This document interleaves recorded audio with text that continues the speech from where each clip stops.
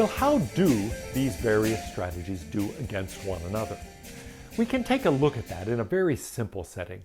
And I want to do it in the context of two different games with two different sets of cardinal utilities. They're both prisoner's dilemmas, but the payoff for defecting changes. So let's take a look at the first game here. If both cooperate, you each get 2. If one person defects, but you cooperate, well, you get nothing, but the defector gets 10. If you defect and the other person cooperates, you get the 10, the other person gets nothing. And finally, if you both defect, you each get 1. So that's our first game. The second game has this payoff matrix. We cooperate, the other person cooperates, we each get 5. If I cooperate, the other person defects, I get nothing, they get 10, as in the other game. And same thing here. Here, we both defect, we each get 2.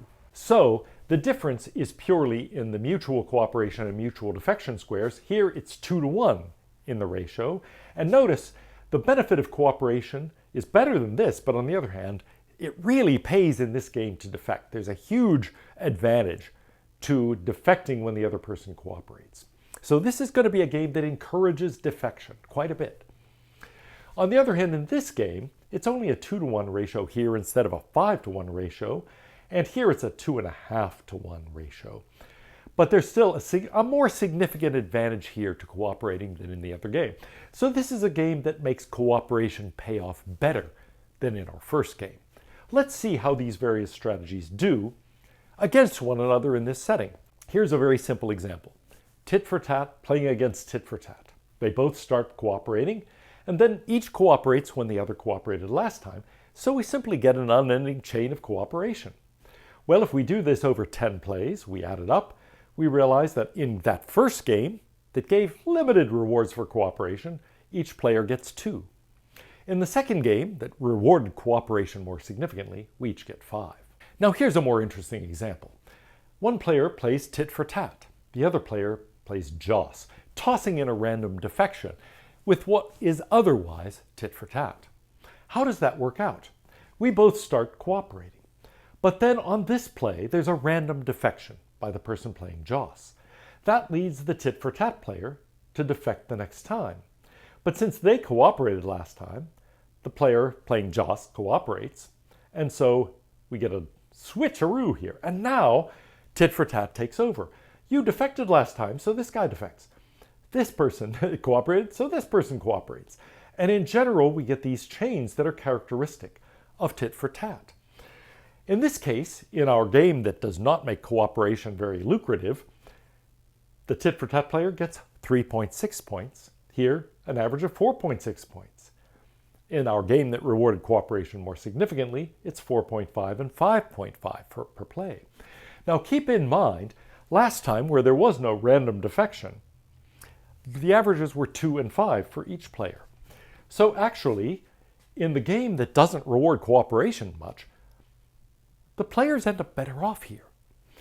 In the game that did reward cooperation, one ends up a little better off, the other ends up a little worse off. What happens if a player playing tit for tat, trying to cooperate but willing to punish defection, faces a bully? Well, that's an interesting exchange. They both begin by cooperating, but then the bully does the opposite of what the player did last time. So let's say we're playing tit for tat and we're up against a bully. We both start cooperating. We cooperate again, given that the bully cooperated the first time. But the bully responds by defecting. Well, that leads us to defect.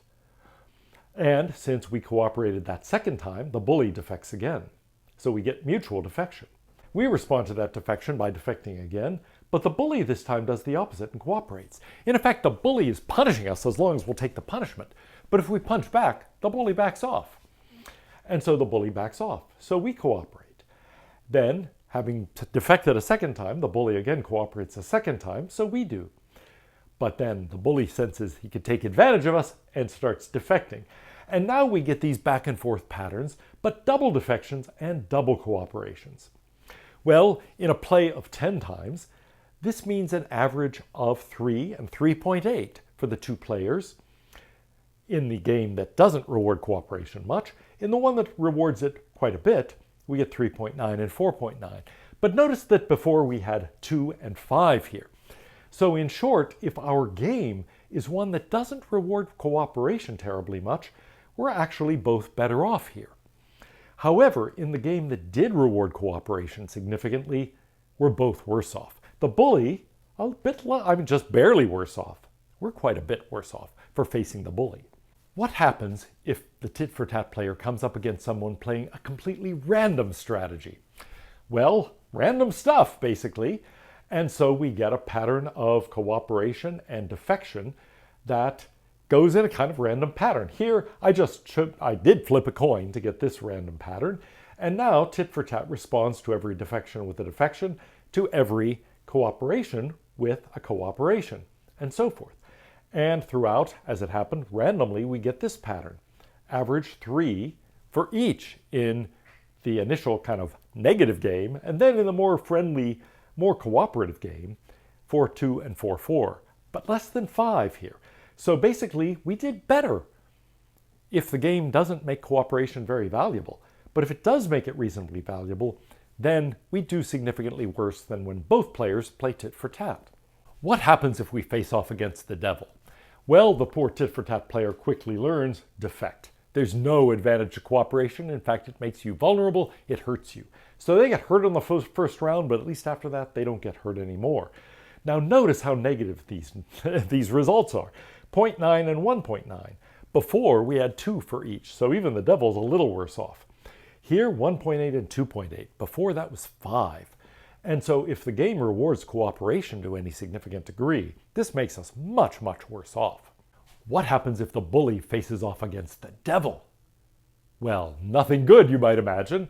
Actually, it's pretty good for the devil, because the bully realizes the devil dominates and just cooperates. In effect, goes belly up for the entire game. So the bully ends up getting nothing. The devil gets the reward payoff and so gets 10 throughout. The devil's much better off if he can find a willing victim, but that victim is punished terribly. Of course, if the devil faces another devil, it's just defections all the way through. So actually, the devil does very poorly there, an average of 1 or 2 in the more friendly game, significantly worse than if both players were playing tit-for-tat. So in short, cycles of mutual defection are really destructive. How destructive depends on the nature of the game, but they're significantly destructive and make both players worse off. They're lose-lose situations. What happens if one bully faces off against another? Well, an interesting back and forth. They both start cooperating, but then they think they've found a victim, so they both defect. But then they both back off and cooperate again, but that makes them defect again, and we just get these repeating patterns. The average, 1.5, as opposed to 2 for tit-for-tat, mutual, and here 3-5 instead of 5.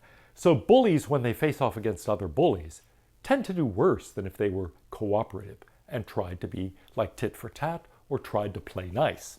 There are various strategies that help to determine what happens when we get a variety of these strategies playing against one another. When there are different people in an organization, for example, or any group of people who are adopting different strategies. Who wins in those situations? Who loses? How does the group do? Well, there are certain strategies that seem to be kingmakers. It's not that they do well, they don't do well at all, but they do determine to a large extent who does well and who fails in that kind of group setting. So there are a variety of examples of these kinds of strategies. They're kingmakers in the sense that it's how you respond to them that really makes the difference.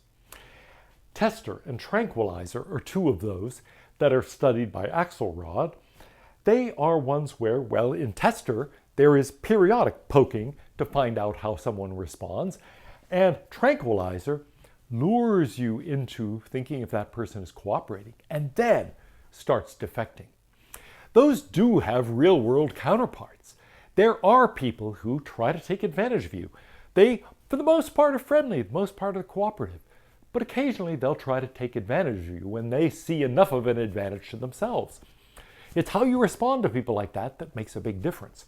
The tranquilizer is in some ways even worse because they pretend to be your friend up to a certain point, and then they stab you in the back repeatedly.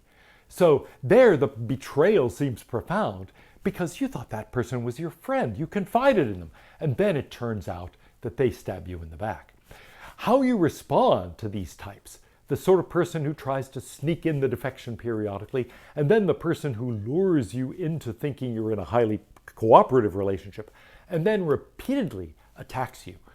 Those are the things that determine basically who's going to win and who's going to lose in that setting. And that's tough. Neither sort of person is a very nice person. And that's a problem for us in trying to identify who they are. But it turns out in these repeated settings where we've got iterated prisoner's dilemmas, they're going to play a big role. It's not that they're going to succeed. It's just that they are going to a large extent to determine who succeeds. You've got to be somebody willing to cooperate, but not too willing, or you're going to be a victim to these people. In any case, in these tournaments, what happens? Which strategies turn out to thrive? Which ones do best overall? Well, somewhat surprisingly, tit for tat consistently emerges as the best strategy. The only one that gives it a good run for its money is the Pavlov strategy. Now, it loses to almost every other strategy one-on-one. It at best ties them. And that's striking. You go through all of our examples and you see, well, wait a minute. Yes, they're both worse off, but tit for tat is a lot worse off. Or they're both better off, but actually tit for tat isn't as better off as the other one, and so on. And so you might say, in every one of these exchanges, it seems like tit for tat loses. How is it possible that they lose every match and yet win the tournament? Well, here's how. They cooperate enough, and they find enough other people to cooperate with them, that they're highly productive interactions overall. So the idea is this: it loses to almost every other strategy one-on-one, but it wins because it encourages cooperation, because it's engaged in more productive exchanges. Now, in later tournaments, Pavlov sometimes wins, and for a similar reason. Pavlov often comes out worse. It's a little more willing to defect than tit for tat is. Nevertheless, it's mostly cooperative, and it encourages cooperation. So both tit for tat and Pavlov strategies are consistent in that they encourage cooperative exchanges. How valuable is that? Well, it depends how much the setup rewards cooperation. And so sometimes it's a huge benefit to be in those productive exchanges as opposed to the unproductive exchanges. Sometimes there's not so high a reward as we've seen, and then it doesn't make quite as much difference. But either way, it turns out that these strategies do better. The exchange one-on-one always has this person looking second best. But guess what? Being second best consistently and being involved in really good exchanges makes you highly valuable, and you end up winning. So in a workplace setting, for example, what does this mean? It means you're part of some group working on a project. You don't need to be the star of that group.